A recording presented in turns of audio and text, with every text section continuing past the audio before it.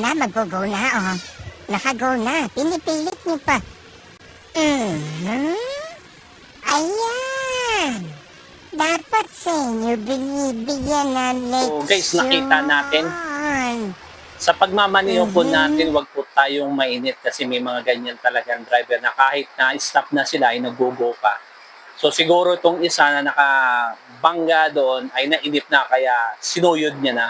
Sa inyong palagay, bakit nangyari yon? At ano inyong opinion sa bagay nito, di ba? Good luck. So ingat tayo guys sa pagmamaniho, wag po tayong magmadali.